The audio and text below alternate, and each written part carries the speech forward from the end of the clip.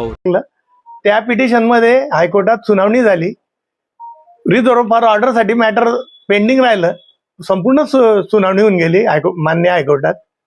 आणि हायकोर्टात सुनावणी झाल्यानंतर ती ऑर्डर होऊ शकली नाही 3-4 महिने. दरम्यानच्या काळात या बिल्डरनी बाकीच्या संचालकांना हाताशी धरून त्या चेअरमन श्यामकांत सोनवणेंवर अविश्वास ठराव आणला.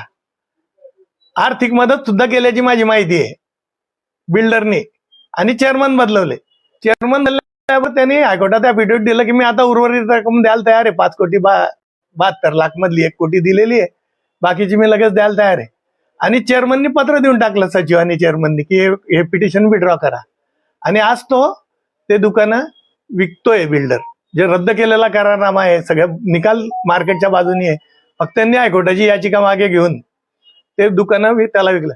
तर हिच्यात फार मोठी डील झाली आहे. जो 12 कोटी रुपये चेअरमन आणि संचालकांना वाटले, त्यांनी 10-10 लाख रुपये संचालकांना वाटले मार्केटच्या. आणि मोठी डील झाली आहे. तर मी या प्रकरणाची अँटी करप्शन CBI यांच्याकडे तक्रार करून यांच्या सगळ्यांच्या मालमत्ता तपासा आणि यांच्या उत्पन्नापेक्षा जर यांच्या मालमत्ता जास्त असतील तर त्या जप्त करावे CBIने. ईडीची गुन्हे दाखल करावे. हा जळगावच्या घरकुल घोटाळ्यापेक्षा महाघोटाळा आहे. आणि एका बिल्डरला पोचण्यासाठी हा जरी 4% रेकॉर्डवर दिसला असेल तरी याच्या मागे खरा जो जळगावचा लँड माफिया आहे श्रीराम खटोड, तो याच्यात प्रमुख आहे. तो हे सगळं मॅनेज करतो. आणि हे सगळे डिलिंग झाल्यानंतर सुनील महाजननी सत्ताधारी पक्षात प्रवेश केला. मला तर असं वाटतं की हे सगळे पाप लपवण्यासाठी सत्ताधारी पक्षात जाऊन तुम्ही प्रवेश केला की कारवाई व्हायला नको, काही हे व्हायला नको. ठीक आहे, पण मी तक्रारी करेल CBI कडे, अँटी करप्शन महाराष्ट्राकडे करेल. चौकशी झाली तर ठीक आहे, किंवा मी मग हायकोर्टात सुद्धा हा जो फ्रॉड झालाय हा मान्य कोर्टाच्या निदर्शनास आणून मी पिटिशन दाखल करेल. आणि तिच्यात हायकोर्टाने जर काही यांच्या विरुद्ध कारवाई केली तर ते पुढे भविष्यात दिसेल. बाजार समितीचं नेमकं किती नुकसान झालं याच्यामध्ये? आज तो 40-40 लाखात दुकानं विकतोय. 200 दुकानं 40 लाखात म्हणजे 80 कोटी रुपयाचे तो दुकानं विकतोय.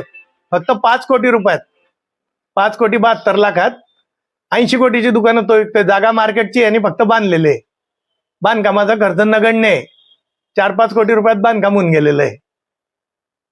आणि तो त्या रकमेवर 80 कोटी कमवणार आहे. त्याच्यातले 12 कोटी रुपये समजा संचालक आणि चेअरमनला दिले तरी त्याला 70 कोटीचा फायदा आहे.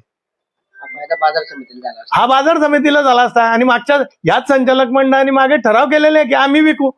आणि या संचालक मंडळाला आधारात ठेवून चेअरमननी डायरेक्ट पत्र देऊन टाकलं की बिल्डरनी विकावे. म्हणजे चुकीचं आहे ना. मग कोर्टात पेंडिंग होतं. कोर्टात फक्त असं दिलं की आम्हाला मागे घ्यायची आहे केस, बस मागे घेऊन टाकली पत्र देऊन. संचालक मंडळांपैकी कोणी विरोध केला नाही का? केला नाही. मग संचालक मंडळ विरोध करायला लागलं तर त्यांना 10-10 लाख रुपये दिले बिल्डरनी त्याच्या घरी बोलून.